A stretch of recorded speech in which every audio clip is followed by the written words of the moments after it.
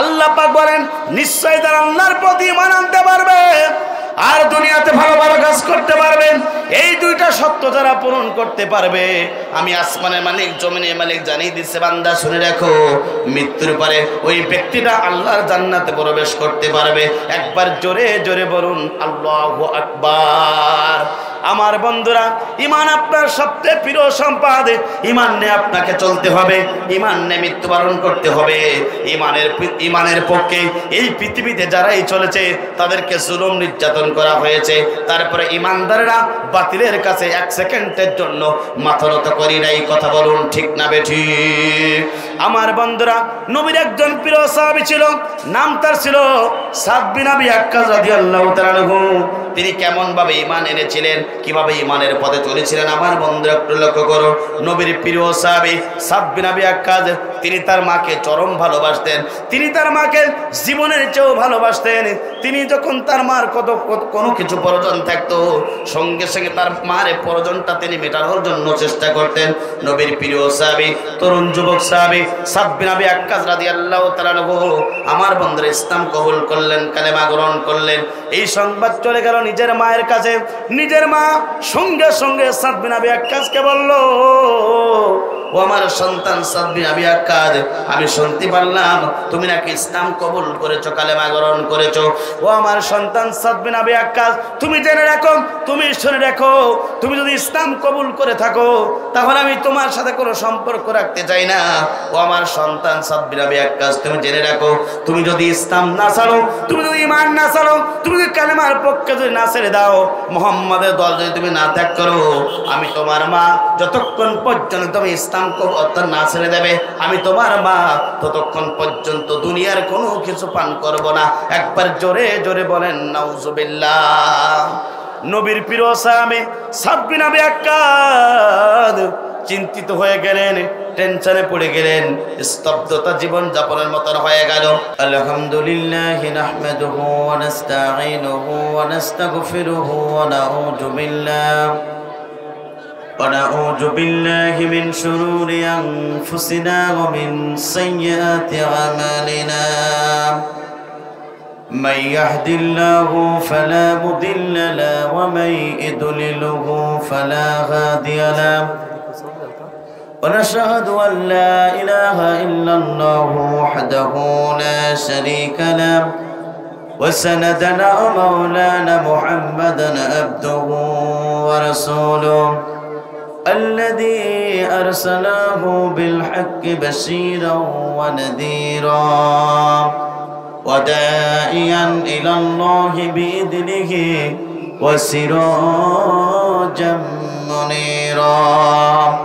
فقد قال الله تعالى في كلامه المجيد وفرقانه الحميد: أعوذ بالله من الشيطان الرجيم.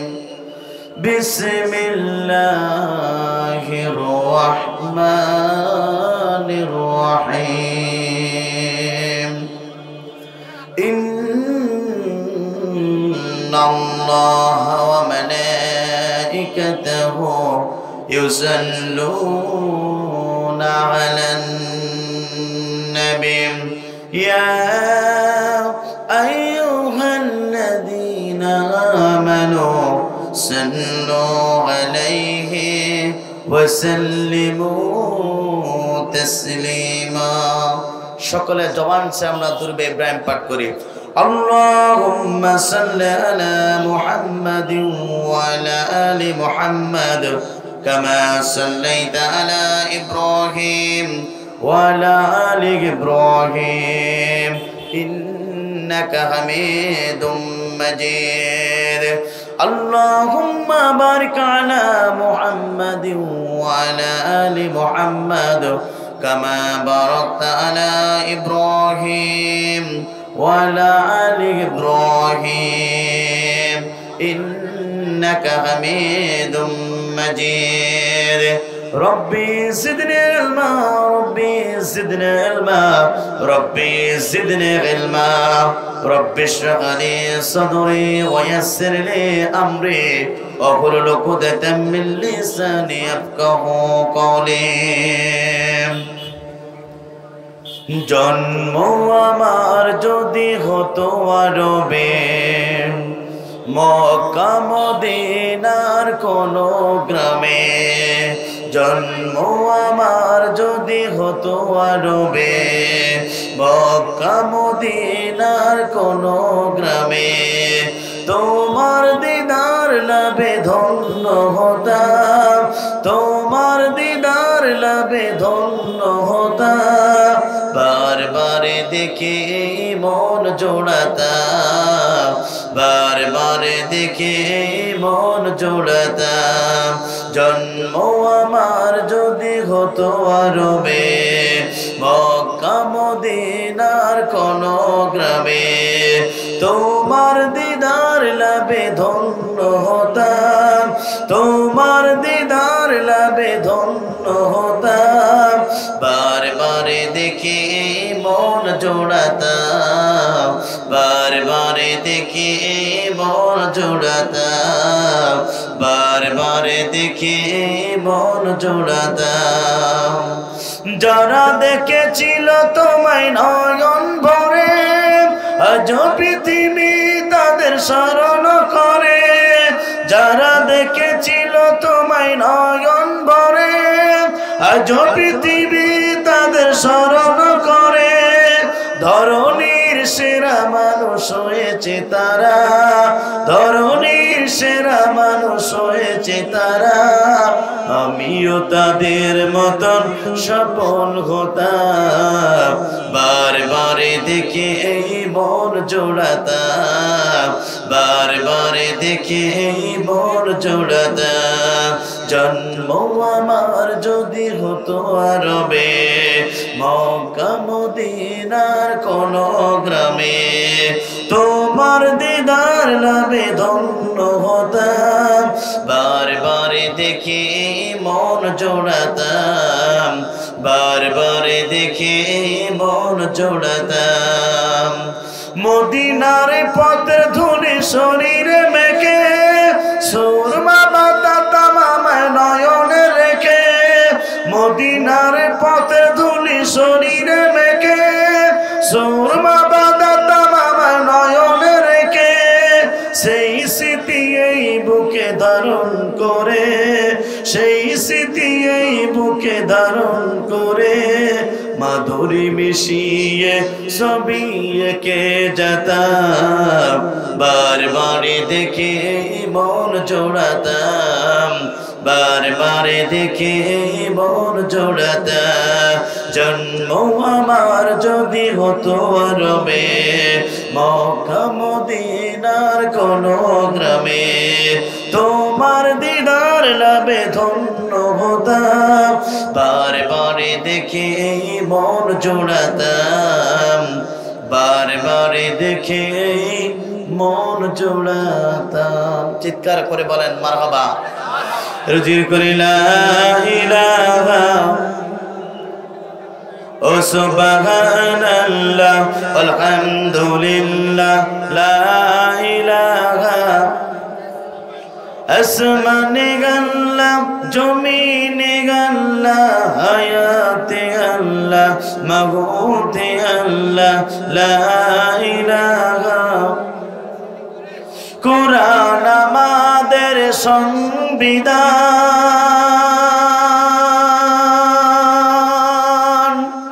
ওরাও সবাই তার বিজয় নিশান। কথা বলুন ঠিক না বেঠে? আপনার আমার সংবিধানের নাম কি? কারা কারা মুসলমান? দুহাত তুলে আল্লাহকে দেখান। আমরা জাতিতে মুসলমান, আমাদের জীবন গ্রন্থ নামাজ আল্লাহর কোরআন, আমাদের অবশ্যই আল্লাহ, আমাদের নেতা হচ্ছে নবী মুহাম্মদ রাসূলুল্লাহ সাল্লাল্লাহু আলাইহি সাল্লাম। কথা বলুন ঠিক না বেঠে? আমাদের অবশ্যই আল্লাহ, আমাদের নেতা হচ্ছে নবী মুহাম্মদ রাসূলুল্লাহ সাল্লাল্লাহু আলাইহি সাল্লাম। আর মুসলমানদের জীবন গ্রন্থ নামাজ আল্লাহর কোরআন। কথা বলুন ঠিক না বেঠে? কিছুদিন আগে আমরা দেখতে পেরেছিলাম ফ্রান্সের সরকারের প্রধানমন্ত্রী ম্যাক্রো বিশ্বনবীকে নিয়ে কটূক্তি করেছিল। বাংলাদেশের তৌহিদি জনতারা টেকনাফ থেকে তেতুলিয়া, রূপসা থেকে পাথুরিয়া, সুন্দরবন থেকে বান্দরবন প্রত্যেক ট্যাঙ্কসির মুসলমানেরা মাথায় কাপড়ের কাপড় বেঁধে গোটা পৃথিবীতে বিশ্বনবীর পক্ষে স্লোগান দিয়েছিল, আমরা সেই নবীর উম্মত। কথা বলুন ঠিক না বেটে? এখানে শেষ না প্রিয় বন্ধুরা, আপনারা মানবী বিশ্বনবী আখিরি জামানার নবী এই জমিনে কালেমার দাওয়াত দেওয়ার কারণে ওই আবু জাহেল সরকার মিথ্যা মামলাকে দীর্ঘ 29 মাস কারাবরণ করেছিল। কারারুদ্ধ অবস্থায় গাছের লতাপাতা পর্যন্ত চিবিয়ে চিবিয়ে খেয়েছে, অর্থাৎ বাথরুমগুলো ছাগলের নেতির মতো হয়েছে। তারপরে বিশ্বনবী কালেমার দাওয়াত থেকে 1 ইঞ্চি সরে দাঁড়ায় নাই। আমরা সেই নবীর উম্মত। কথা বলুন ঠিক না বেটে?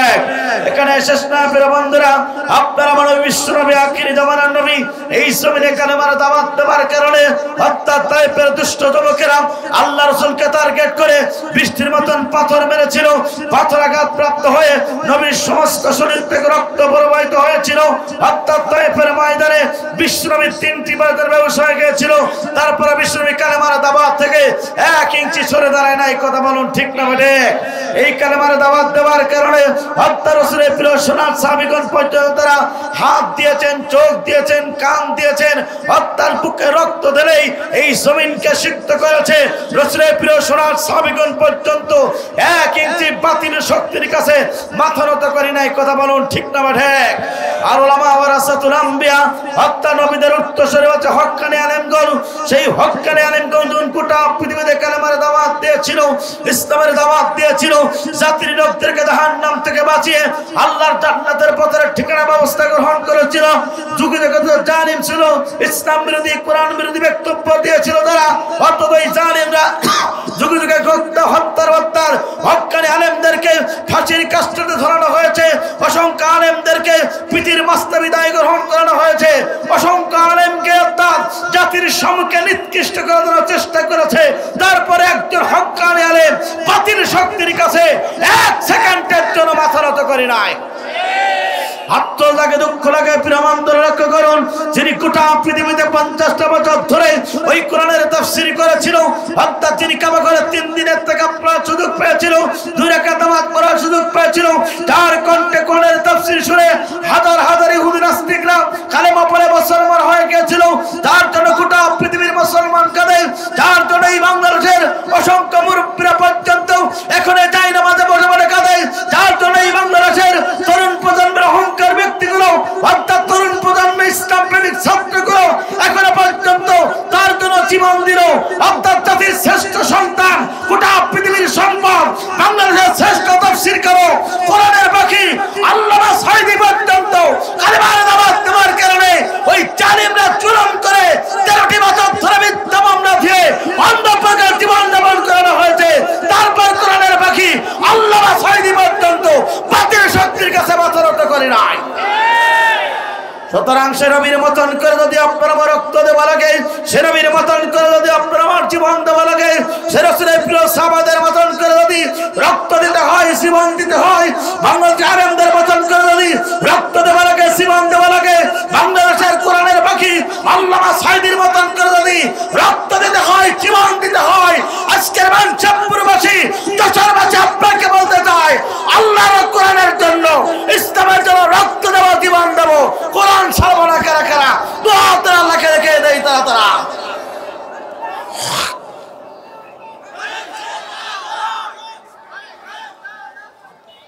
লিল্লাহে তাকবীর। কোরআন আমাদের সংবিধান, উড়াও সবাই তার বিজয় নিশান। নেতা আমাদের রাসূলুল্লাহ, লা ইলাহা ও লা ইলাহা, লা ইলাহা ইল্লাল্লাহু মুহাম্মাদুর রাসূলুল্লাহ সাল্লাল্লাহু আলাইহি ওয়াসাল্লাম। আলহামদুলিল্লাহ, বাংলাদেশের প্রথম ডিজিটাল জেলা যশোর জেলার সদর থানার ঐতিহ্যবাহী মনসেবপুর পশ্চিমপাড়া যুব সমাজের উদ্যোগে আয়োজিত আজকের এই 22তম বার্ষিক তাফসীর কোরআন মাহফিলের ডে নাইট তাফসীর কোরআন মাহফিল, এই আলোচনা মাহফিলের সম্মানিত সভাপতি হাফেজ মোহাম্মদ আলিমুজ্জামান মনি সাহেব আতানুল্লাহ ফি হায়াতি, আমরা দোয়া করি আল্লাহ পাক তাকে ইসলামের জন্য কোরআনের জন্য কবুল করুক। চিৎকার করে বলুন আমিন। আজকের এই তাফসীর কোরআন মাহফিলে আলোচনা করে আপনাদেরকে ধন্য করবেন আমার অত্যন্ত শ্রদ্ধেয় ব্যক্তিত্ব, শ্রদ্ধেয় বড় ভাই, সাবেক ইসলামী বিশ্ববিদ্যালয়ের সাবেক মেধাবী ছাত্র মাওলানা মোহাম্মদ হোসাইন আহমেদ মাহফুজ চুয়াডাঙ্গা আতানুল্লাহ ফি হায়াতি, আমরা দোয়া করি আল্লাহ পাক তার গোলামকে ইসলামের জন্য কোরআনের জন্য কবুল করুক। চিৎকার করে বলুন আল্লাহুম্মা আমিন। আলোচনা করে ধন্য করবেন বাংলাদেশের নয় গোটা পৃথিবীর সম্পদ, আন্তর্জাতিক খ্যাতিসম্পন্ন মুফাসসিরে কোরআন মজলুম আলেমে দ্বীন, গত বছর যিনি এই ময়দানে কোরআনের কথা বলার জন্য বাড়ি থেকে রওনা করেছিলেন, এই যশোরে বুকে এসেছিলেন, কিন্তু কিছু জালিমের কারণে তিনি কোরআনের তাফসীর মাহফিল আলোচনা করতে পারে নাই। এবছরও আমি অত্যন্ত কষ্ট করে অর্থাৎ যোগাযোগ করে আজকের এই তাফসীর মাহফিলের প্রধান আলোচক আন্তর্জাতিক খ্যাতিসম্পন্ন মুফাসসিরে কোরআন, বিশিষ্ট মিডিয়া ব্যক্তিত্ব, কোরআনের গবেষক এবং লেখক হযরত মাওলানা মুফতি আমির হামজা কুষ্টিয়া আতানুল্লাহ ফি হায়াতি, আমরা দোয়া করি আল্লাহ পাক তার গোলামকে ইসলামের জন্য কোরআনের জন্য কবুল করুক। চিৎকার করে বলুন আল্লাহুম্মা আমিন। আলোচনা করে আপনাদেরকে ধন্য করেছেন এলাকার জামাই, আমার বন্ধুবার, যিনি গোটা বাংলাদেশের বক্তৃতা জগতে এক উজ্জ্বল জ্যোতিষ্ক ধ্রুবতারা হযরত মাওলানা আব্দুল হাই সিদ্দিকী সাহেব ঝিনাইদহ আতানুল্লাহ ফি হায়াতি, আমরা দোয়া করি আল্লাহ পাক তার গোলামকে বাংলাদেশের প্রত্যেকটা ইঞ্চি জমিনে কোরআনের কথা বলার জন্য কবুল করুক। চিৎকার করে বলুন আল্লাহুম্মা আমিন। প্রিয় উপস্থিতি, স্টেজে বসে হযরত উলামায়ে কেরাম, সামনে বসে মুরব্বী কেরাম, যুবক ভাইরা, ছোট ছোট বাচ্চারা, পর্দার নামাজ শিক্ষিত মা ও বোনেরা, জাতির বিবেক সাংবাদিক বৃন্দ, বাংলাদেশ সরকারের প্রশাসন ইন্টেলিজেন্স ব্রাঞ্চের সদস্যবৃন্দ, সকলকে জানাচ্ছি হৃদয়ের আন্তরিক সালাম। আসসালামু আলাইকুম ওয়া রাহমাতুল্লাহি ওয়া বারাকাতুহু। সে মহান রবের দরবারে দিল খোলা শুকর আদায় করে, যিনি আপনাকে আমাকে অর্থাৎ মাগরিবের নামাজের এক মুহূর্ত কোরআনের কথা শোনার জন্য যে মহান রব এই ময়দানে বসার সুযোগ দান করেছেন, হৃদয়ের সবটুকু আবেগ অনুভূতি দিয়ে সে মহান রবের দরবারে দিল খোলা শুকর আদায় করি। চিৎকার করে বলেন আলহামদুলিল্লাহ। দুরূদ এবং সালাম যাপন করে বিশ্ব মানবতার একমাত্র দিশারি, বিশ্ব মানবতাবিদ আপনার আমার নবী নবীদের সর্দার, যে নবী গোটা পৃথিবীতে মানুষের তৈরি করে আইনের গোলামি না করে কেবলমাত্র শুধুমাত্র একমাত্র এই কালিমার দাওয়াত দেওয়ার কারণে জুলুম নির্যাতনের শিকার হয়েছে। আজকের এই তাফসীর মাহফিল থেকে সে নবীর প্রতি দুরূদ আর সালাম সাহেব আলী সাল্লাল্লাহু আলাইহি সাল্লাম মাগফিরাত কামনা করে সেসব ভাইদের জন্য যাদের জীবনটা ইসলামের জন্য দিয়েছেন, কোরআনের জন্য দিয়ে গোটা পৃথিবীতে তাদের নামগুলো স্বর্ণাক্ষরে লেখা হয়েছে, জান্নাতের সর্বশ্রেষ্ঠ তাদের মর্যাদা দান করুক। চিৎকার করে বলুন আল্লাহুম্মা আমিন। প্রিয় উপস্থিতি, প্রিয় মনশেবপুরবাসী, প্রিয় যশোরবাসী, আজকের এই তাফসীর মাহফিলে আসতে পেরে খুশি না বেজার? জোরে বলেন খুশি না বেজার? গত বছর এই ময়দানে কোরআনের তাফসীর মাহফিলের আয়োজন করেছিলেন আমার নাইম ভাই সহ এলাকার তরুণ যুবকেরা। একটা কোরআনের তাফসীর মাহফিল তারা আয়োজন করেছিল, কিন্তু আফসোস দুঃখ কেন গোটা বাংলাদেশের অসংখ্য জেলায় আমির হামজা কোরআনের কথা বলতে পারলেও এই ময়দানে কোরআনের কথা বলতে পারে নাই। কথা বলুন ঠিক না বেঠিক? আমার বন্ধুরা, হেরে যাবে ওদের হিংসা, জিতে যাবে আমাদের ভালোবাসা। এই বাংলাদেশে জালিম মুক্ত হয়েছে, ইসলামের পতাকা উড্ডীন হবে, আর সেই ইসলামের পতাকা উড্ডীনের এক মুহূর্তে আজকে মনশেবপুর পশ্চিম পাড়া যুবকেরা সেই আমির হামজাকে নিয়ে আবারও কোরআনের তাফসীর মাহফিল আয়োজন করলো। সুতরাং সেদিন অনেক জালেম বাধা দিয়েছিল, আজকে একজন জালিমকে খুঁজে পাওয়া যায় না। কথা বলুন ঠিক না বেঠিক? এই জন্য বলতে চাই, যুগে যুগে যারা ইসলামের বিরোধিতা করেছিল, যুগে যুগে যারা কালেমার বিরোধিতা করেছিল, যুগে যুগে যারা আলেমের বিরোধিতা করেছিল, যুগে যুগে যারা জাতির সম্মুখে আলেমদেরকে নিকৃষ্ট বানার জন্য চেষ্টা করেছিল, যুগে যুগে যারা এই সমাজে আলেমদেরকে শক্তি ধর্ষণকারী বানানোর জন্য চেষ্টা করেছিল, সে আল্লাহ রাব্বুল আমিন ফয়সালা আসমান থেকে হয়েছে। আজকে যাদেরকে ধর্ষণকারী, যাদেরকে কষ্ট দিয়েছিল, জুলুম নির্যাতন করেছিল, তাদের জবান থেকে তাফসীর মাহফিল শোনার জন্য আজকে লক্ষ লক্ষ জনতা কোরআনের ময়দানে, আল্লাহর কোরআনের জমিনে কোরআনের তাফসীর মাহফিল শোনার জন্য মুফতি আমির হামজার জবান থেকে কোরআনের তাফসীর মাহফিলে আসার জন্য নয়, শোনার জন্য লক্ষ লক্ষ জনতা হাজির হয়। কথা বলুন ঠিক না বেঠিক? আমার বন্ধুরা, সুতরাং টেনশন করার কোনো কারণ নেই। দাওয়াত যখন আমি নিয়েছি, সুতরাং ঘটক যখন উপস্থিত, বর কি না আসলে হবে? জোরে বলেন হবে? চিন্তা করা লাগবে না। কিছুক্ষণের মধ্যে অর্থাৎ তিনি 12 বাজার পার হয়ে গিয়েছেন। আপনারা জানেন যে আমির হামজার একটা ডেট পাওয়া খুবই কষ্টকর। গত 5 দিন সফরে ছিলেন সিলেট বিভাগে। আপনারা জানেন সিলেট 3 দিন ব্যাপী তাফসীর কোরআন মাহফিলের সমাপনী দিনে 11 তারিখে ডক্টর মিজানুর রহমান আজহারীর আগ মুহূর্তে তিনি আলোচনা করেছিলেন। গতকালকের মাহফিল ছিল চট্টগ্রামের সন্দ্বীপ থানাতে, অর্থাৎ সকালের ফ্লাইটে যশোর থেকে ঝিনাইদহে গিয়েছেন মাহফিল করতে, ওখান থেকে এখানে আসলো, এখান থেকে তাফসীর করে আবার সাতক্ষীরা পথে রওনা হতে হবে। সুতরাং প্রিয় উপস্থিতি, আপনাদেরকে বলতে চাই আমির হামজা এই কোরআনের ময়দানে এসে কোরআনের কথা বলবে, আপনাকে আমাকে এই কোরআনের কথা শোনা লাগবে। কথা বলুন ঠিক না বেঠিক? তবে বলতে চাই ওই জালিমদেরকে, ইতিপূর্বে যারা জুলুম নির্যাতন করেছিল তারা সমাজের বুকে টিকে থাকতে পারে নাই, আর আলেমরা সমাজ থেকে পলায়ন করে নাই। আলেমরা সমাজের বুকে স্টিল কোরআনের পক্ষে, বিপ্লবের পক্ষে ছিল। কথা বলুন ঠিক না বেঠিক? সুতরাং আলেমরা পালায় না, আলেমরা জমিন ছেড়ে দেয় না। জমিন ছেড়ে দেয় তারা এই দুনিয়াতে দিনের কাজ রাতে করে ক্ষমতার মাস্তানে টিকে থাকতে চায় যারা। কথা বলুন ঠিক না বেঠিক? এই জন্য আপনাকে বলতে চাই, আপনাকে আমাকে সিদ্ধান্ত নিতে হবে, যে জমিনে কোরআনের পক্ষে আল্লামা সাঈদী রক্ত ঝরেছে, যে জমিনে শহীদ আবু সাঈদের রক্ত ঝরেছে, যে জমিনে শহীদ মতিউর রহমান নিজামের রক্ত ঝরেছে, যে জমিনে শহীদ কামরুজ্জামানের রক্ত ঝরেছে, যে জমিনে অর্থাৎ আলী হাসান মোহাম্মদ মুজাহিদের রক্ত ঝরেছে, এই রক্ত সিরাত জেলা গোটা বাংলাদেশের প্রত্যেকটা ইঞ্চি জমিনে ইসলামী আন্দোলনের কর্মীদের রক্ত ঝরেছে, জীবন দিয়েছে, হাসতে হাসতে বিদায় গ্রহণ করেছে। সুতরাং আল্লাহ রাসূল বলেন, যে জমিনে ইসলামের রক্ত ধরে ওই জমিন থেকে ইসলামের পতাকা উত্তীর্ণ হয়ে যায়। এই জমিনে রক্ত ধরেছে কোরআনের জন্য, এই বাংলার জমিনে ইসলামের পতাকা উত্তীর্ণ হবে, কোরআন থেকে রক্ত ঠেকাতে পারবে না।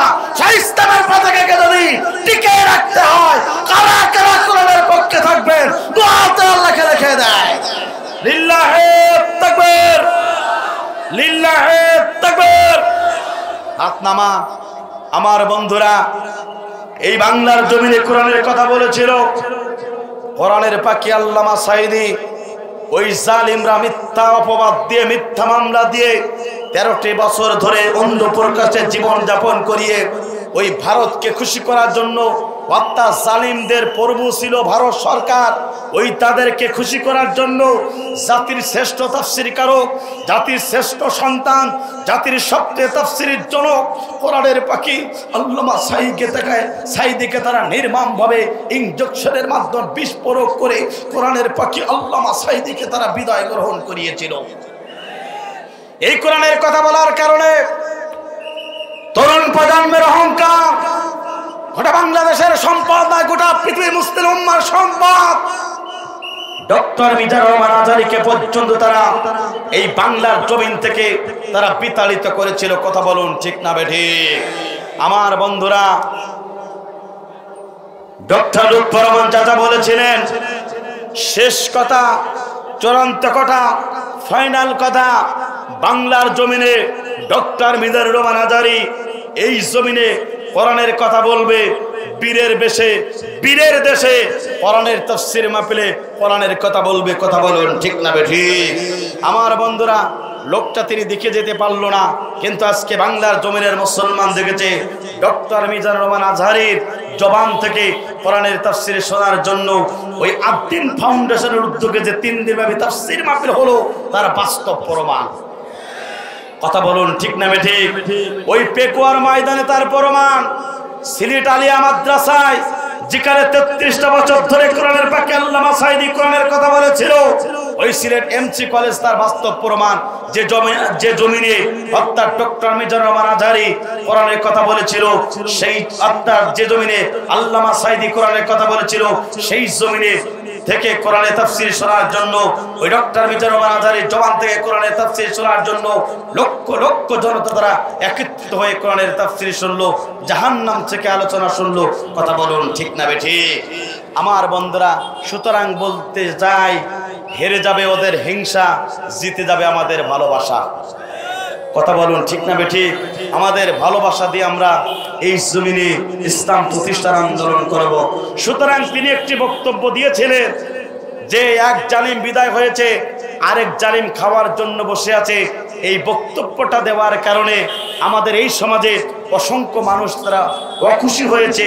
কিন্তু বলতে চাই প্রিয় বন্ধুরা, এই কোরআন যদি থাকে, ইসলাম যদি বাংলার জমিনে যদি প্রতিষ্ঠিত হয়, এই জমিনটাকে দুর্নীতিমুক্ত হয়ে যাবে, শোষণ মুক্ত হয়ে যাবে। এই জন্য আপনাকে আমাকে সিদ্ধান্ত নিতে হবে। ডক্টর মিজানুর রহমান আজহারীর বক্তব্যকে নিজের গায়ে না লেগে ডক্টর মিজানুর রহমান আজহারীকে ভালোবাসো। ডক্টর মিজানুর রহমান আজহারীকে গোটা পৃথিবীর মুসলমান ভালোবাসে। আর আপনি তার জাত ভাই হয়ে যদি ডক্টর মিজানুর রহমান আজহারীকে ভালোবাসতে না পারেন, তাহলে বিশ্বাস করুন আপনার মতন সবচেয়ে নরধম বান্দা আসমানের নিচে জমিনের উপরে আর একজন হতে পারে না। কথা বলুন ঠিক না বেঠিক? সুতরাং মিডিয়ার মাধ্যমে গোটা বাংলাদেশের প্রত্যেকটা ইসলাম প্রেমিক, কোরআন প্রেমিক, প্রত্যেকটা মুসলমানদেরকে লক্ষ্য করে বলতে চায়, ডক্টর মিজানুর রহমান আজহারী কোনো দলের প্রোডাক্ট নয়। ডক্টর মিজানুর রহমান আজহারী কোনো দলের সম্পদ নয়। ডক্টর মিজানুর রহমান আজহারী হচ্ছে বাংলাদেশের সম্পদ। ডক্টর মিজানুর রহমান আজহারী হচ্ছে ইসলামের সম্পদ। ডক্টর মিজানুর রহমান আজহারী হচ্ছে বাংলাদেশের অর্থাৎ এই কোরআনের একজন মুখলেস দায়িক। সুতরাং আসুন আমরা ডক্টর মিজানুর রহমান আজহারীকে নিয়ে আমরা কল না করে, তাকে নিয়ে ষড়যন্ত্রে লিপ্ত না হয়ে বাংলাদেশের সম্পদ হিসাবে ডক্টর মিজানুর রহমান আজহারীকে বুকে আগলে রেখে তিনি বাংলার জমিনে কোরআনের কথা বলবে, এজন্য শোনার দরকার আছে না নাই? পৃথিবীতে যা কিছু আছে সবই তোমার দান, মাওলা তোমার লীলা খেলা কে বোঝে তার শান। পৃথিবীতে যা কিছু আছে সবই তোমার দান, মাওলা তোমার লীলা খেলা কে বোঝে তার শান। মাওলা তোমার লীলা খেলা কে বোঝে তার শান। তোমার দয়ায় আমরা সবাই এই দুনিয়া পেলাম, তোমার দয়ায় আমরা সবাই এই দুনিয়া পেলাম। দমে দমে দম লাগাইয়া, দমে দমে দম লাগাইয়া তোমার নামে গাইলাম। তোমার দয়ায় আমরা সবাই এই দুনিয়া পেলাম, তোমার দয়ায় আমরা সবাই এই দুনিয়া পেলাম। তোমার সৃষ্টি দেখলে মনে হয় এক রশিদে বান্দা, যেদিকে যাই শুনি শুধু হো আল্লাহ হো আল্লাহ। তোমার সৃষ্টি দেখলে মনে হয় এক রশিদে বান্দা, যেদিকে যাই শুনি শুধু হো আল্লাহ হো আল্লাহ। সেই প্রভুর কাছে আমার, সেই প্রভুর কাছে আমার প্রাণটা সঁপে দিলাম। তোমার দয়ায় আমরা সবাই এই দুনিয়া পেলাম, তোমার দয়ায় আমরা সবাই এই দুনিয়া পেলাম। দমে দমে দম লাগাইয়া, দমে দমে দম লাগাইয়া তোমার নামে গাইলাম। তোমার দয়ায় আমরা সবাই এই দুনিয়া পেলাম, তোমার দয়ায় আমরা সবাই এই দুনিয়া পেলাম। তোমায় সিজদা তামাম সৃষ্টি সকাল দুপুর সন্ধ্যা, আমি অধম তারি আদলে হয়ে গেলাম বান্দা। কথা বলুন ঠিক না বেড়ে? তোমায় সিজদা তামাম সৃষ্টি সকাল দুপুর সন্ধ্যা, আমি অধম তারি আদলে হয়ে গেলাম বান্দা। হৃদয় মাঝে আমরা প্রভু, হৃদয় মাঝে আমরা প্রভু তোমার পরম চাইলাম। তোমার দয়ায় আমরা সবাই এই দুনিয়া পেলাম, তোমার দয়ায় আমরা সবাই এই দুনিয়া পেলাম। চিৎকার করে বলেন মারহাবা। আমার বন্ধুরা তাহলে লক্ষ্য করুন, হাজার হাজার মানুষের ভিড় থেকে বাঁচাই কেটে করে যে মহান রব আপনাকে আমাকে এই কোরআনের ময়দানে কোরআনের মঞ্চে কবুল করেছেন, সেই রহমান রব বলছেন, বান্দা শুনে রাখো, যারা সলাতুল মাগরিবে নামাজ কোরআন আলোচনা শোনার জন্য কোরআনের তাফসীর মাহফিলে বসে গেল, সেই মহান রব বান্দার উপরে এতটা খুশি হয়ে যায়। আমার বন্ধুরা যারা আজকে এই তাফসীর মাহফিলে আসলাম, কোরআন শোনার জন্য বসে গেলাম, এই ব্যক্তিগুলা হলো আল্লাহর সবচেয়ে নিকটতম আহাল এবং আল্লাহর সবচেয়ে প্রিয়তম মেহমান। একবার জোরে জোরে বলুন আল্লাহু আকবার। আমার বন্ধুরা শুধু কানেই শেষ নাই, সেই মহান রব কুরআনুল কারীমের ভিতরে ঘোষণা করলেন, বান্দা শুনে রাখো, হাজার হাজার মানুষ থেকে ভিড় থেকে বাছাই করে যে মহান রব আপনাকে আমাকে কবুল করেছেন এই কোরআনের তাফসীর মাহফিলে, সে মহান রব জানিয়ে দিয়েছেন, তাফসীর মাহফিলে যারা বসে গেল ওই ব্যক্তিগুলা দুনিয়ার সমস্ত খারাপ কাজ থেকে বিতাড়িত হয়ে গেল। তাফসীর কোরআনের মাহফিলে যারা বসে গেল ওই ব্যক্তিগুলা দুনিয়ার সমস্ত খারাপ কাজ থেকে তারা বিরত হয়ে কোরআনের তাফসীর মাহফিলে বসে গেল। ওই ব্যক্তিগুলা হলো আল্লাহর সবচেয়ে মুমিন প্রিয় বান্দা। আর আল্লাহ পাক বলছেন, বান্দা শুনে রাখো, মুমিন ব্যক্তিদের সম্মুখে যখন এই কোরআনের কথা বলা হবে, মুমিন ব্যক্তির জীবনের সবচেয়ে বড় উপকার হবে। একবার জোরে জোরে বলুন আল্লাহু আকবার। আমার বন্ধুরা, যে বিষয়ের উপর আমি আজকে এই তাফসীর মাহফিলে কথা বলতে চাই, বিষয়টা নির্ধারণ করেছি, আপনি আমি আল্লাহ সবচেয়ে সৃষ্টির সেরা জীব, অর্থাৎ আপনাকে আমাকে সৃষ্টির সেরা জীব হিসাবে এই পৃথিবীতে আল্লাহ পাক আপনাকে আমাকে প্রেরণ করেছেন। কি উদ্দেশ্যে প্রেরণ করেছেন, কেন এই পৃথিবীতে আপনার উদ্দেশ্য এবং লক্ষ্য কি, এই সম্পর্কে জানার দরকার আছে না নাই? জোরে বলেন আছে না নাই? কি কারণে আল্লাহ পাক আপনাকে আমাকে এই পৃথিবীতে সৃষ্টি করেছেন, আর এই পৃথিবীতে আসার পরে আপনার দায়িত্ব এবং কর্তব্য কি, এই বিষয়ের উপর আলোচনা করতে চাই।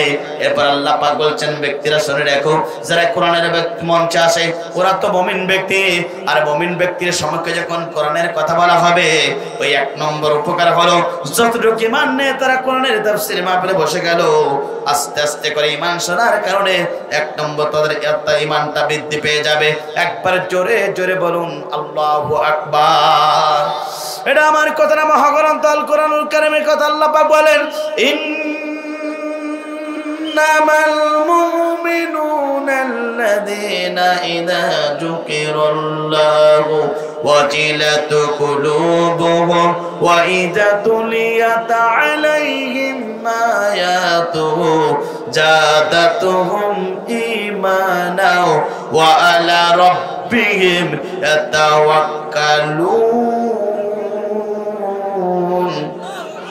আল্লাহ পাক বলেন, মুমিন তো তারা, ওই মুমিন ব্যক্তির সম্মুখে যখন কোরআনের কথা বলা হবে, মুমিন ব্যক্তির সম্মুখে যখন বিশ্বনবীর হাদিস থেকে আলোচনা শোনা হবে, মুমিন ব্যক্তি যদি তারা মনোযোগ সহকারে কোরআন শুনতে পারে, মুমিন ব্যক্তিগুলো যদি তারা চুপচাপ কোরআন শুনতে পারে, এই মুমিন ব্যক্তিগুলো যদি তারা কোরআন শুনতে পারে, আল্লাহ পাক বলেন, বান্দা শুনে রাখো, এই কোরআন শোনার কারণে আস্তে আস্তে করে তাদের ঈমানটা বৃদ্ধি পেয়ে যাবে। একবার জোরে জোরে বলুন আল্লাহু আকবার। আমার বন্ধুরা, মুমিন ব্যক্তির সম্মুখে কোরআনের কথা বলা হলে এক নম্বর প্রকার হলো, মুমিন ব্যক্তির জীবনে কোরআন শুনলে ঈমান বাড়ে। আত্ম লাগে, দুঃখ লাগে, 16টি বছর ধরে এদেশের অসংখ্য আলেমেরা কোরআন থেকে তাফসীর করেছে, ওই মুসলমানের সন্তানের ঈমান বাড়ি নাই, ওদের জীবনের সবচেয়ে আবু জেহেলের বাচ্চার মতন জীবনের সবচেয়ে শয়তানি বেড়েছে। এই সমস্যা কি? এই ভাইজান, এই কর্তৃপক্ষের বাসটা নামাই দেন না, নামাই দেন।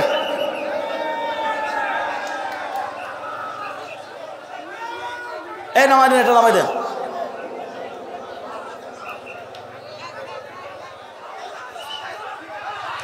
লিল্লাহে তাকবীর, লিল্লাহে তাকবীর। আল কোরআনের আলো।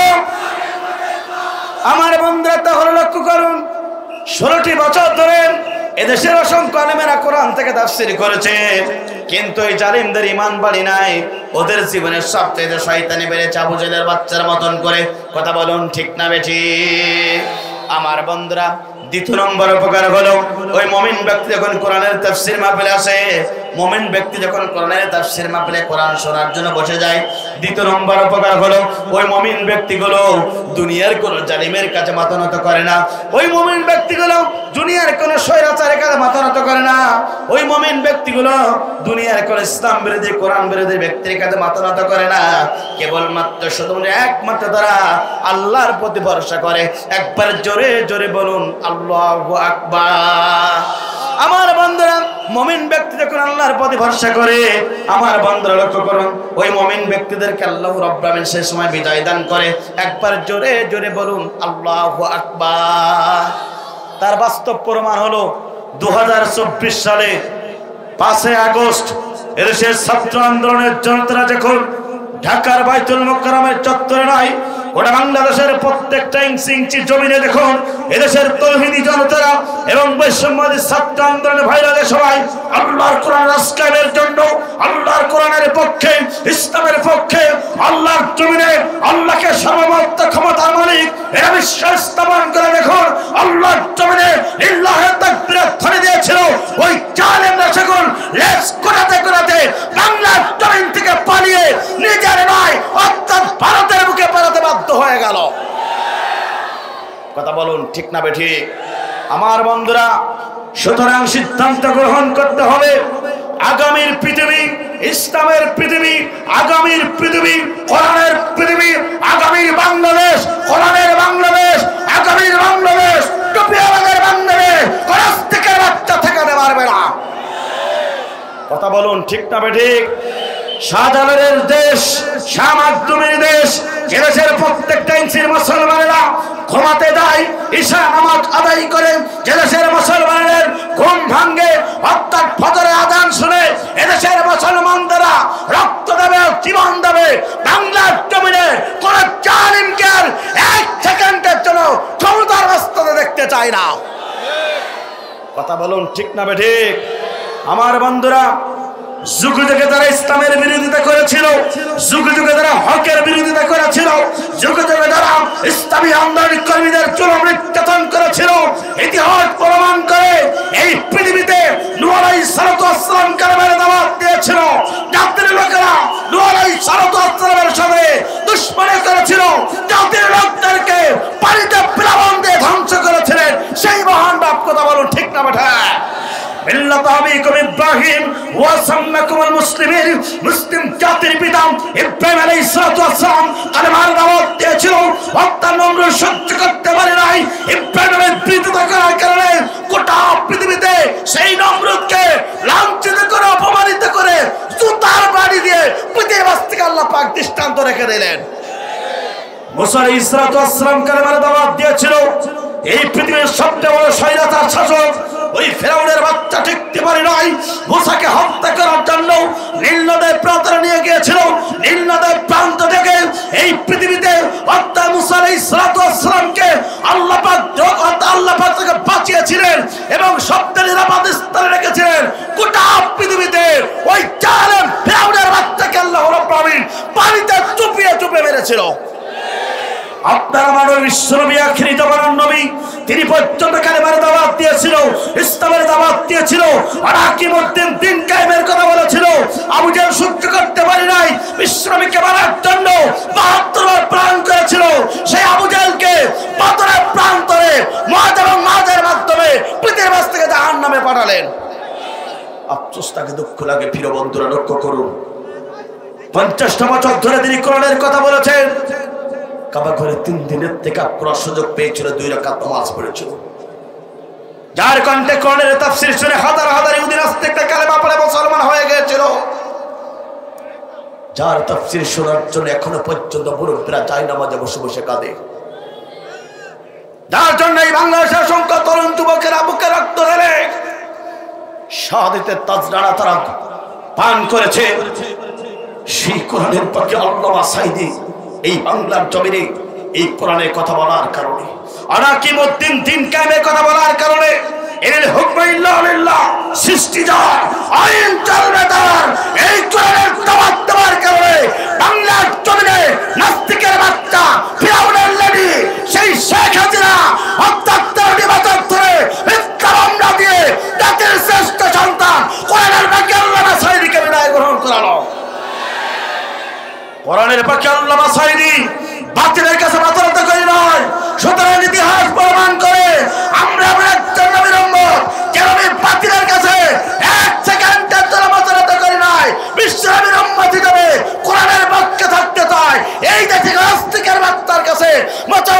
ইঞ্চি জমিন ছাড়বে না কারা কারা? দু হাত লেখে দেখে দেয় তারা।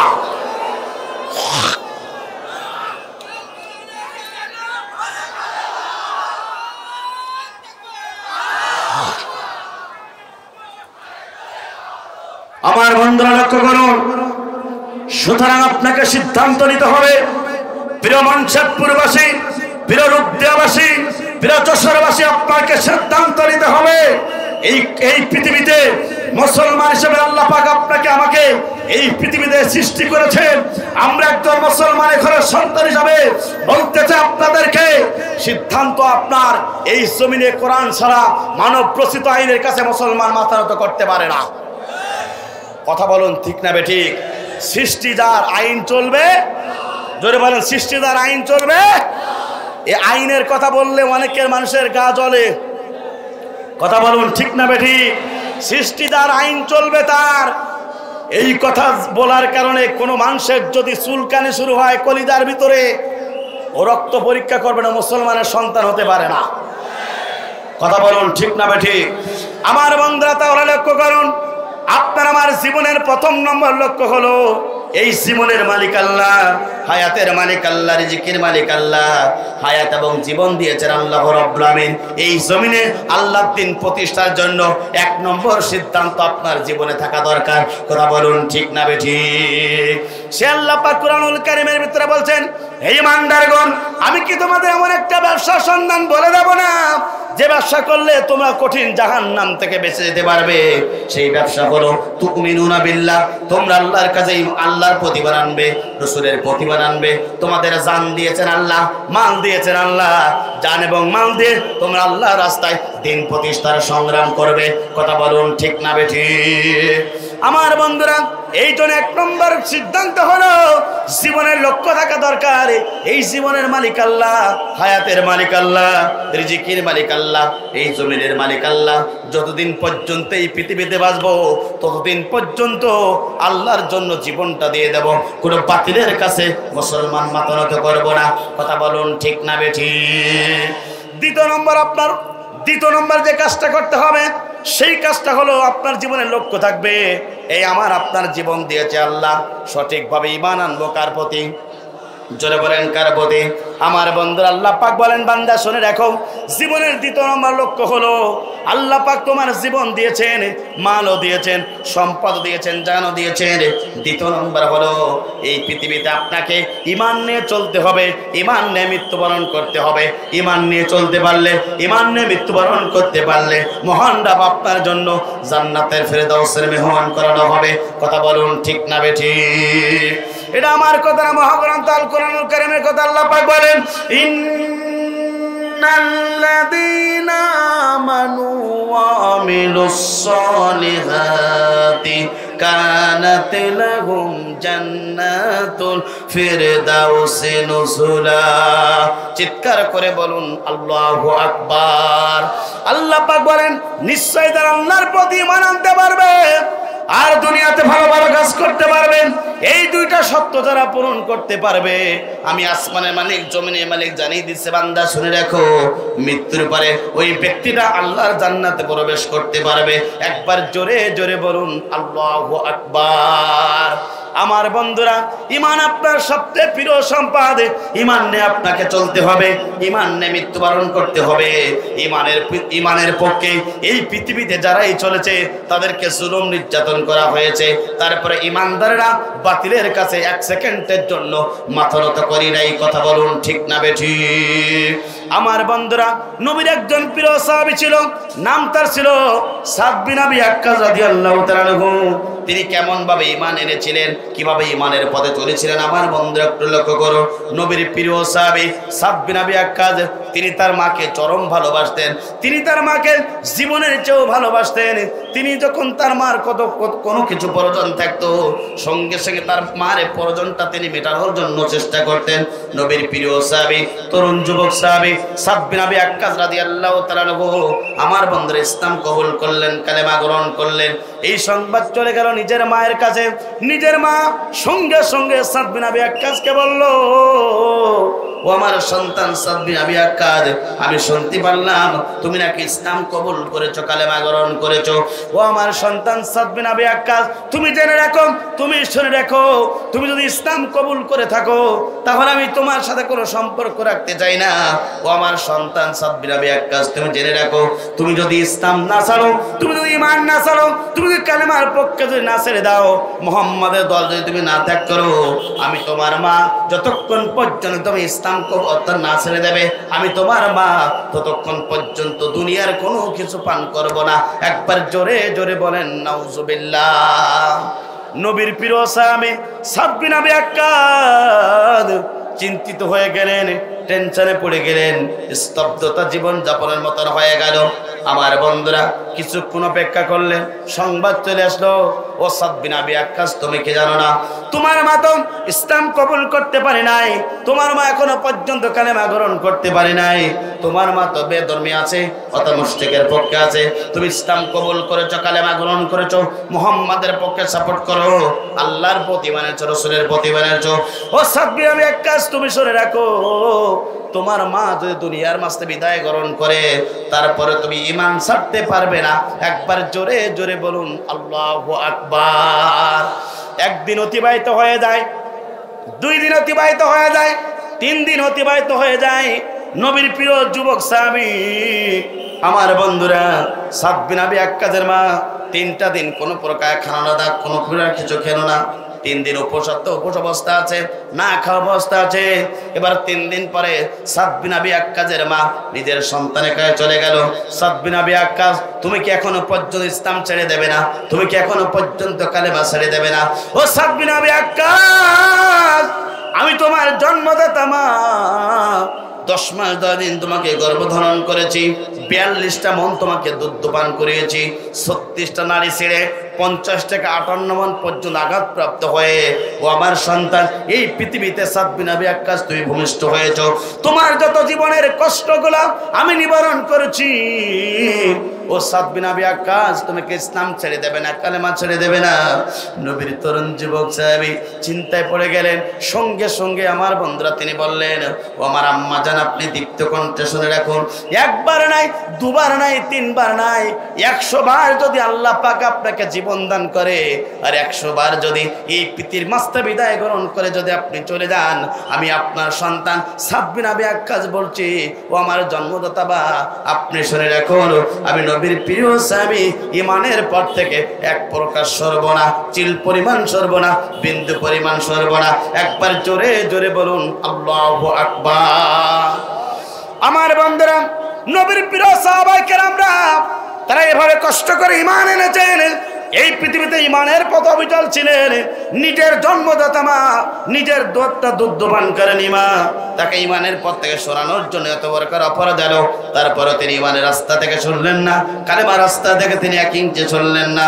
আমার বন্ধুরা, প্রিয় তৌহিদি জনতা, প্রিয় মঞ্চপুরবাসী, আপনাদেরকে লক্ষ্য করে বলতে চাই, নবীর প্রিয় সাহাবী তার মাতাকে ঈমানের পথ থেকে সরানোর জন্য 3 দিন পর্যন্ত উপোস থাকলেন, তারপরেও তিনি ঈমানের রাস্তা থেকে শুনলেন না। এবার আপনাকে আমাকে সিদ্ধান্ত নিতে হবে, দুনিয়ার যত পচা নেতা আছে, দুনিয়ার যত ইসলাম বিরোধী ব্যক্তি আছে, দুনিয়ার যত কোরআন বিরোধী ব্যক্তি আছে, সমস্ত মতাদর্শকে আমরা ছেড়ে দিতে পারি, কিন্তু ঈমানের রাস্তা থেকে, কোরআন থেকে 1 ইঞ্চি আপনি আমি সরতে পারি না। ঈমান থেকে সরব না কারা কারা? দুহাত তুলে আল্লাহকে দেখিয়ে দেই তারা তারা।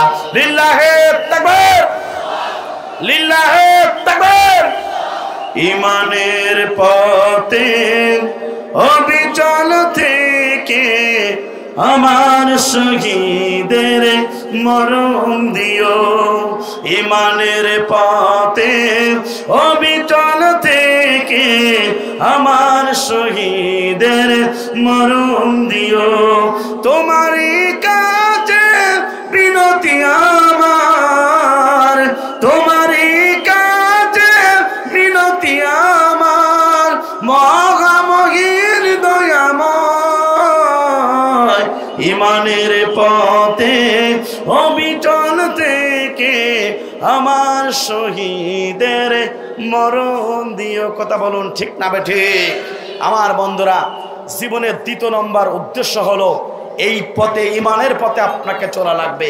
ইমানের পথে চলতে গিয়ে যদি আপনার জুলুম নির্যাতন রুলার চালানো হয়, তারপরে মুসলমান ইমানের পথ থেকে 1 ইঞ্চি সরতে পারে না। কথা বলুন ঠিক না বেঠিক? আমার বন্ধুরা, 3 নম্বর হলো জীবনে লক্ষ্য থাকতে হবে। আপনার আমার নবী, বিশ্ব নবী, আখিরি জামানার নবী এই পৃথিবীতে কেন এসেছিলেন, এই পৃথিবীতে কেন আসলেন, এই পৃথিবীতে আসার কারণ কি, কি কারণ আল্লাহ পাক তাকে এই পৃথিবীতে প্রেরণ করেছিলেন, আল্লাহর নবীকে এই পৃথিবীতে আল্লাহ পাক কেন প্রেরণ করেছিলেন, এই সিদ্ধান্ত রাসূলের জীবন থেকে আপনাকে গ্রহণ করতে হবে। কথা বলুন ঠিক না বেঠিক? সেই মহান রব কোরআনুল কারীমের ভিতরে বলছেন, বান্দা শুনে রাখো, জীবনের 3 নম্বর লক্ষ্য হলো আল্লাহ রাসূলকে এই পৃথিবীতে যে কারণে প্রেরণ করেছিলেন, রাসূল যে কাজ এই দুনিয়াতে করেছিলেন, আপনি আমি নবীর উম্মত হিসাবে সেই কাজ এই দুনিয়াতে করতে হবে। কথা বলুন ঠিক না বেঠিক? তিনি যে ভিশন এবং মিশন নিয়ে এই পৃথিবীতে এসেছিলেন, তার 1 নম্বর ভিশন এবং মিশন ছিল এই দুনিয়াতে যত জীবন ব্যবস্থা আছে সমস্ত জীবন ব্যবস্থাকে ডাস্টবিনে ফেলাই দিয়া আল্লাহর জমিনে আল্লাহর দ্বীন প্রতিষ্ঠা করার জন্য বিশ্বনবীকে আল্লাহ রাব্বুল আলামিন এই পৃথিবীতে প্রেরণ করেছিলেন। কথা বলুন ঠিক না বেঠিক? এটা আমার কথা নাই, এটা আল্লাহর কোরআনুল কারীমের কথা। আল্লাহ পাক বলেন, হুয়াল্লাযী আরসালা রাসূলাহু বিল হুদা ওয়া দীনিল হক লিইয়ুযহিরাহু আলাদ-দীনি কুল্লিহি ওয়ালাউ কারিহাল মুশরিকুন। তিনি তো সেই সত্তা যিনি তার রাসূলকে সত্য দিন সহকারে এই পৃথিবীতে আল্লাহ পাক রাসূলকে প্রেরণ করেছিলেন। এর তোমার দায়িত্ব এবং কর্তব্য হলো এই দুনিয়াতে যত মানব রচিত আইন আছে, এই দুনিয়াতে যত মানব রচিত বিধান আছে, সমস্ত বিধান এবং পথমতকে ডাস্টবিনে ফেলাই দিয়া আল্লাহর জমিনে আল্লাহর দ্বীন প্রতিষ্ঠা করার জন্য আল্লাহর নবীকে এই পৃথিবীতে আল্লাহ পাক প্রেরণ করেছিলেন। কথা বলুন ঠিক না বেঠিক? আমার বন্ধুরা, রাস্তাটা একটু ক্লিয়ার করেন প্লিজ, আপনাকে অনুরোধ জানাবো। এই রূপদিয়া থেকে এই রাস্তায় আমি রামজা ঢুকে পড়েছেন, এজন্য যারা এখন এই রাস্তা আছেন প্লিজ প্যান্ডেলে চলে আসুন, এখনই আমাদের মাঝে ভাই চলে আসবেন। এই জন্য আপনাকেও রাস্তাকে ব্যারিকেড দেবেন না, আপনার রাস্তাটা একটু ছেড়ে দিয়ে নিচে এসে বসুন। প্রিয় বন্ধুরা, আমাদের আজকের এই তাফসীর কোরআন মাহফিলের প্রধান মেহমান, আন্তর্জাতিক খ্যাতি সম্পন্ন মুফাসসিরে কোরআন, বিশ্ববিদ্যালয় ব্যক্তিত্ব, মজদুম আলেমে দ্বীন, গোটা পৃথিবীর সম্পদ, গোটা বাংলাদেশের সম্পদ, 64টা জেলায় যারা তাফসীর মাহফিলে শোনার জন্য লক্ষ লক্ষ কোরআনের পাখিরা, লক্ষ লক্ষ কোরআন প্রেমিক ইসলাম প্রেমিক মানুষগুলো ছুটে আছে, যার তাফসীর মাহফিলের আলোচনাগুলোকে পৃথিবীর মাঝে পৌঁছে দেওয়ার জন্য মিডিয়ার কর্মীরা কাজ করে রাতের পর রাত, দিনের পর দিন, শত শত মাইল দূরে গিয়ে কোরআনের তাফসীর কারো মুফতি আমির হামদা আলোচনাকে কাজ করে তারা বিশ্বের বুকে পাঠিয়ে দেয়। এরাই হলো বর্তমানে ইসলাম প্রেমিক, কোরআন প্রেমিক। কথা বলুন ঠিক না বেঠিক? আমার বন্ধুরা, কিছুক্ষণের মধ্যে তিনি হাজির হয়ে যাবেন, এজন্য খুশি না বেজার?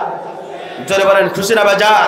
আমার বন্ধুরা, সুতরাং জীবনের 3 নম্বর লক্ষ্য এবং উদ্দেশ্য থাকবে এই পৃথিবীতে আল্লাহ রাসূলকে আল্লাহ পাক কেন প্রেরণ করেছিলেন। যুগে যুগে যত মানব রচিত আইন ছিল সমস্ত আইন ব্যবস্থাকে ডাস্টবিনে ফেলাই দিয়া আল্লাহর জমিনে আল্লাহর দ্বীন প্রতিষ্ঠার জন্য বিশ্বনবীকে এই পৃথিবীতে কোরআন দিয়ে আল্লাহ পাক প্রেরণ করেছিলেন। এর আমি আপনি শুনে রাখুন, সমস্ত জায়গায় আল্লাহর দ্বীনের কথা হবে, আল্লাহর কোরআনের কথা হবে, আল্লাহর কোরআনের দ্বীনের আলোচনা হবে। এটা মুশরিকরা বা সব যদি তোমার প্রতি সন্তুষ্ট হয়, এর আমি তোমার কিছু যায় আসে না। আমার বন্ধুরা, আমাদের বক্তব্য একই, সত্য কথা বলবো। কথা বলুন ঠিক না বেঠিক?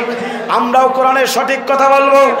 আমরা এই জমিনে মানব প্রসিদ্ধ আইনের কাছে মাথা নত করবো না, আমরা আল্লাহর কোরআনের কাছে মাথা নত করবো। সুতরাং তৌহিদি জনতারা কোরআন দিয়ে শুধু ওই মসজিদ আবদ্ধ থাকবে, এটা মুসলমান চাই না। কোরআন শুধু মাদ্রাসা আবদ্ধ থাকবে, এটা মুসলমান চাই না। কোরআন শুধু প্রত্যেকটা হাফেজের সিনার ভিতরে থাকবে, এটা মুসলমান চাই না। মুসলমানের দাবি হলো রান্নাঘর থেকে শুরু করে পার্লামেন্ট পর্যন্ত আল্লাহর কোরআন দিয়ে সব বিচার ব্যবস্থা চলবে। কথা বলুন ঠিক না বেঠিক? প্রত্যেকটা জায়গায় কোরআন চলুক, এটা আপনি আমি চাই কিনা? জোরে বলেন আপনি আমি চাই কিনা?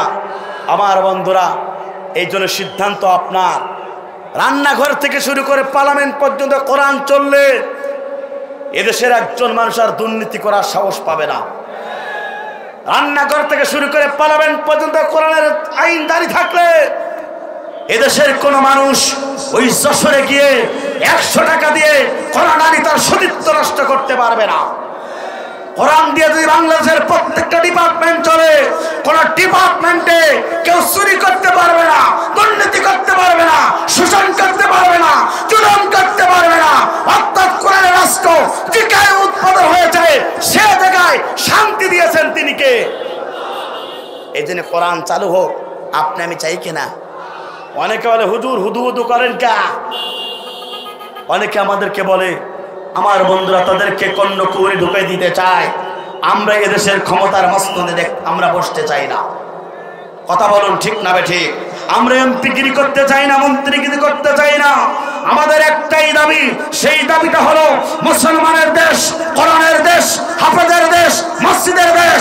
এদেশের প্রত্যেকটা মানুষের দাবি হলো কোরআন আল্লাহর বিধান, জমিন আল্লাহর, আসমান আল্লাহর, মসজিদের মালিক আল্লাহ, সব জায়গায় কোরআন দিয়ে চালাতে হবে। এটা যদি মেনে নেন এদেশের মুসলমান আপনাদের প্রতি খুশি হয়ে যাবে। আর মুসলমানদের সাপোর্ট পেয়ে জুলুম করবেন, নির্যাতন করবেন, ইসলামের বিরুদ্ধে, কোরআনের বিরুদ্ধে আপনি আইন পাশ করবেন, এদেশের মুসলমানদের রক্ত থাকতে মেনে নিতে পারে না। কথা বলুন ঠিক না ঠিক? আমার বন্ধুরা তাহলে লক্ষ্য করুন, বিশ্বনবী আপনার আমার নবী এই পৃথিবীতে জীবন ব্যবস্থার জন্য, ইসলামী জীবন ব্যবস্থার জন্য আমার বন্ধুরা তিনি তার এই সমাজে ইসলাম প্রতিষ্ঠার জন্য তুমি এনেছিলেন। আপনার আমার নবী বিশ্বনবী আখিরি জামানার নবী এই দিনের কাজ করতে গিয়ে জুলুম নির্যাতনের শিকার হয়েছিল। নবীর প্রিয় সাহাবায়ে কেরামরা জুলুমের শিকার হয়েছিল। আপনার আমার নবী বিশ্বনবী আখিরি জামানার নবী কাবা চত্বরে দিনের দাওয়াত দিতে গিয়েছিলেন। আবু জাহল উতবা সাইবারা জুলুম করেছিল। নবীর প্রিয় সাহাবায়ে কেরামরা এই দিনের দাওয়াত দেওয়ার কারণে জীবন দিয়েছেন, রক্ত দিয়েছেন, ফাঁসির মঞ্চে গিয়েছেন, হাসতে হাসতে জীবন দিয়েছেন, বাতিলের কাছে মাথা নত করে নাই। নবীর একজন প্রিয় সাহাবী ছিল আমর ইবনুল জুমুহ রাদিয়াল্লাহু তাআলা আনহু। আমর ইবনুল জুমুহ রাদিয়াল্লাহু তাআলা আনহু দুইটা পা নষ্ট ছিল, কিন্তু দিনের দাওয়াতের জন্য, দিন প্রতিষ্ঠার জন্য জিহাদের ময়দানে চলে গিয়েছিলেন। আমার বন্ধুরা আমর ইবনুল জুমুহর 3টা সন্তান ছিল। সেই 3টা সন্তান পর্যন্ত ইসলাম কবুল করলো, কালেমা গ্রহণ করলো। নবীর পক্ষ থেকে দাওয়াত চলে আসলো, ইসলাম কবুল করলেন, কালেমা গ্রহণ করলেন। আমার বন্ধুরা ইসলাম কবুল করার কারণে, কালেমা গ্রহণ করার কারণে অর্থাৎ 3টা সন্তানকে তারা গোপন রাখলেন। হঠাৎ করে আমার বন্ধুরা নবীর প্রিয় সাহাবী আমর ইবনুল জুমুহর কানে চলে গেল নিজের 3টা সন্তান ইসলাম কবুল করেছে, কালেমা গ্রহণ করেছে। এই সংবাদ যখন চলে গেল, সঙ্গে সঙ্গে আমর ইবনুল জুমুহ বললেন, আমার সন্তান, আমি জানতে পারি যে তোমরা নাকি ইসলাম কবুল করেছো, কালেমা গ্রহণ করেছো। সঙ্গে সঙ্গে নবীর প্রিয় সাহাবী আমর ইবনুল জুমুহর 3টা সন্তান বললেন, বাবাজি আমরা 3জন সন্তান আপনার ইসলাম কবুল করেছে, কালেমা গ্রহণ করেছে। ও আমার বাবা যান, আমি নিশ্চিত দেখতে পাচ্ছি আমরা আপনি যে পথে আছেন এই পথে মৃত্যুবরণ করলে জাহান্নামে যাবেন, আল্লাহর জান্নাতে প্রবেশ করতে পারবেন না। ও আমার বাবা যান, আপনি ইসলাম কবুল করেন, কালেমা গ্রহণ করে মুসলমান হয়ে যান। আমার বন্ধুরা নবীর প্রিয় সাহাবী 3টে সন্তানের কাছ থেকে দিনের দাওয়াত পেলেন। কিছুদিন অতিবাহিত হয়ে গেল, সঙ্গে সঙ্গে আমর ইবনুল জুমুহ তার 3টা সন্তানকে বললেন, ও আমার বাবা 3টা সন্তান শুনে রাখো, তোমরা আমাকে নবীর কাছে নিয়ে যাও, আমি নবীর হাত ধরে ইসলাম কবুল করে মুসলমান হতে চাই। একবার জোরে জোরে বলুন আল্লাহু আকবার। নবীর প্রিয় সাহাবী আমর ইবনুল জুমুহ রাদিয়াল্লাহু তাআলা আনহু 3টা সন্তান সহ নবীর কাছে চলে গেলেন। বিশ্বনবী আমর ইবনুল জুমুহকে দেখে খুশি হয়ে গেলেন। আমর ইবনুল জুমুহ ডান হাতটা এগিয়ে দিলেন, বিশ্বনবী পর্যন্ত ডান হাতটা এগিয়ে দেওয়ার পরে 2টা হাত নিয়ে বিশ্বনবী আর দেরি করলেন না, কালেমা পড়ে আমর ইবনুল জুমুহকে মুসলমান বানালেন। একবার জোরে জোরে বলুন আল্লাহু আকবার।